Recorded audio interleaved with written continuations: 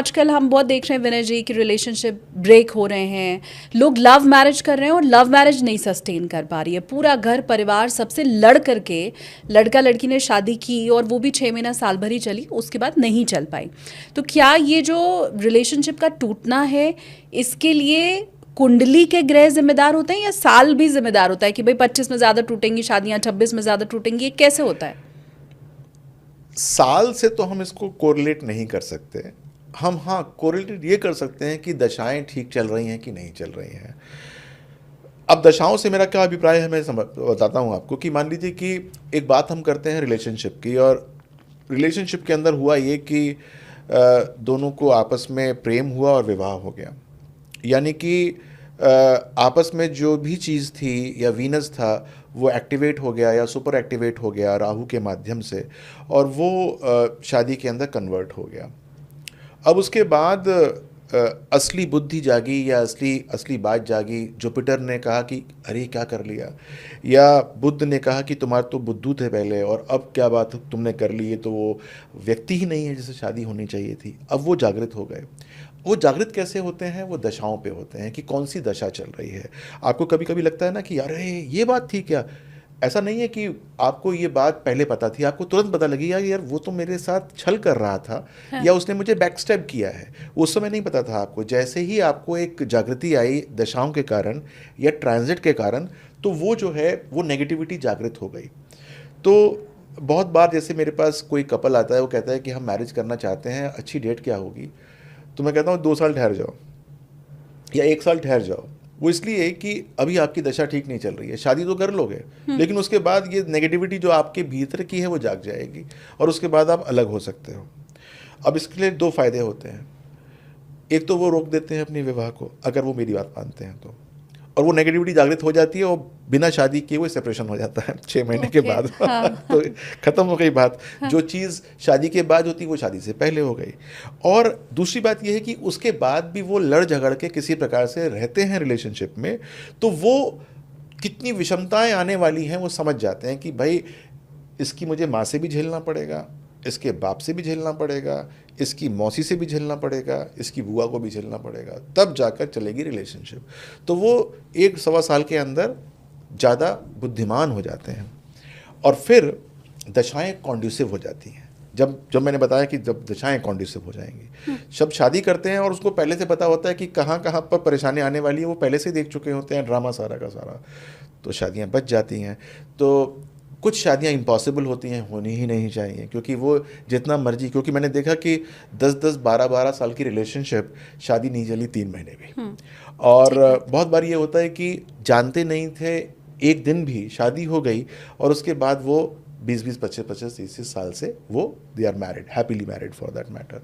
तो अगर हॉरोस्कोप के अंदर जो ग्रह हैं वो अच्छे हैं, पॉजिटिव हैं, मजबूत हैं शादी के, तो रिलेशनशिप चलना आरंभ हो जाती है। लेकिन ध्यान देना, रिलेशनशिप पंचम भाव होता है, यानी कि लव इज़ 5th हाउस और शादी 7th हाउस है। जैसे ही लव शादी के अंदर कन्वर्ट होता है तो 5th हाउस ख़त्म, यानी कि प्रेम जो था वो ख़त्म। अब 7th भाव शुरू हो गया, यानी कि रिलेशनशिप रिस्पॉन्सिबिलिटीज़ ये शुरू हो गई। ये डिफरेंट तरीका होता है। तो बहुत लोग क्या होता है कि जब तक रहते हैं रिलेशनशिप में, प्रेम में, तब तो बहुत रोज़ी रहता है मामला, लेकिन जैसे ही शादी के अंदर उन्हीं के साथ कन्वर्ट होता है और वैसे ही तुरंत ही जो है पाकिस्तान इंडिया की वॉर शुरू हो जाती है। कभी कोई सर्जिकल स्ट्राइक हो रही होती है, कभी कुछ हो रहा होता है, कभी कुछ हो रहा होता है। तो इसको एग्जामिन करना बहुत ज़रूरी होता है। क्या इसमें कुंडली मिलान से कुछ हद तक सफलता पाई जा सकती है? क्योंकि मैंने कई बार देखा है, ये हालांकि विरोधाभासी भी है, मैं ऑनेस्टली आपको बताऊं, कई बार मैंने देखा है कुंडली मिलाकर अरेंज मैरिज हुई लेकिन वो भी सफल नहीं हुई, रोज़ लड़ाई झगड़े हो रहे हैं। और कई बार देखा है बिना कुंडली मिलाए शादी की गई, सपोज लव मैरिज हुआ है और वो बहुत अच्छे से चल रही है, सक्सेसफुल है। तो कुंडली मिलान का क्या रोल रहता है? तो मैं आपसे क्वेश्चन पूछता हूँ कि व्हाट इज़ कुंडली मिलान? क्या होता है कुंडली मिलान? आप क्या समझती हैं कुंडली मिलान को? अलग अलग राशियों और नक्षत्रों पे पैदा हुए जो लोग हैं उनके गुण मिलाए जाते हैं कि एक राक्षसी प्रवृत्ति का और दूसरा मानवीय प्रवृत्ति का तो नहीं है। हाँ। एक का गण वानर और दूसरे का मनुष्य तो नहीं है, ऐसे ही शायद मिलान किया जाता है। और मैंने बहुत पहले विनय जी ऐसा सुना है कि जो नाड़ी दोष है वो आज के टाइम में जो हम लोग ब्लड ग्रुप मैच करते हैं तो शायद वो उस तरह से होता है और उससे। बहुत अच्छा कहा आपने, और यही लोग सब मानते हैं जो आप कहती हैं। और ये 20% ऑफ द मैच है, सिर्फ 20% ऑफ द मैच। इसको हम बोलते हैं अष्टकूट मैच, जिसके अंदर हम 8 तरह के कूट मिलाते हैं, जिसके अंदर नाड़ी भी होता है, बकूट भी होता है और बहुत सारे होते हैं। सबसे ज़्यादा अंक जो होते हैं बकूट के 7 और नाड़ी के 8 होते हैं, तो इसलिए 36 में से ये 15 गुण तो यहीं के हो जाते हैं। और लोग जो हैं, मैंने देखा कि कंप्यूटर्स के ऊपर नाम डाला, डेट ऑफ बर्थ डाला और देखा कि 22 गुण मिल गए। शादी कर लेते हैं, या शादी के लिए बात कर लेते हैं। और मान लिए कि 12 गुण मिले या 8 गुण मिले, तो नहीं शादी नहीं हुई, क्योंकि वहाँ पर मना कर दिया उसने, शादी नहीं हो सकती। This is just 20% of the match. ये 80% तो अभी आपने मैच ही नहीं किया, जिसमें हमारी एक्सपर्टीज़ होती है। शादी क्या करना है, शादी जो है आजकल चेंज हो चुका है, पूरा परिप्रेक्ष्य चेंज हो चुका है। आजकल मैं पॉडकास्ट आपके साथ कर रहा हूँ, मान लीजिए पॉडकास्ट का चलन आज से 100 साल पहले शुरू किया होता, यहाँ पर कोई सज्जन बैठे होते, उनके साथ पॉडकास्ट कर रहा होता, तब नारियों को काम करने की स्वायत्ता नहीं थी, नारियां काम नहीं करती थी, वो फाइनेंशियली इंडिपेंडेंट नहीं थी।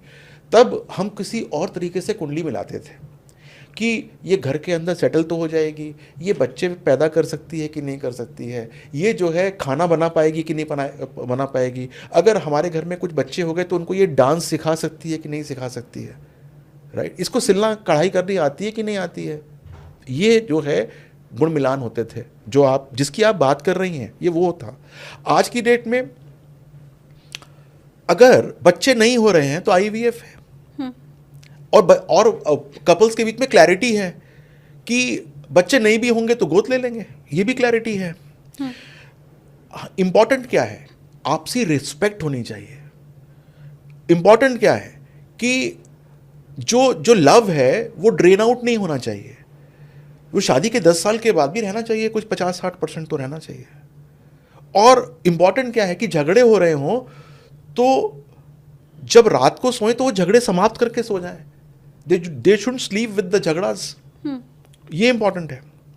फिर उसके बाद सबसे बड़ी बात क्या है कि longevity of marriage, and before that कि जिनकी शादी हुई है वो सफिशिएंट जिंदा रहेंगे ना, सफिशिएंट रहेंगे कि नहीं रहेंगे। हाँ। ऐसा ना हो कि एक जो है वो अल्प आयु का हो और एक मध्यम या दीर्घ आयु का हो, तब भी गड़बड़ हो गई।